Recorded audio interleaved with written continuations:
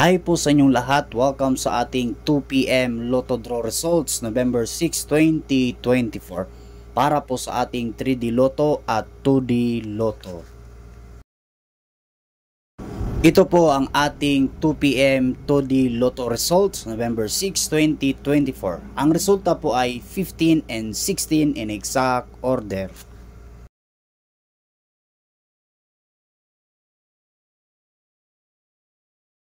Ang resulta po sa ating 2pm 3D Lotto Results November 6, 2024. Ang mga resulta po ay 4, 6, and 8 in exact order.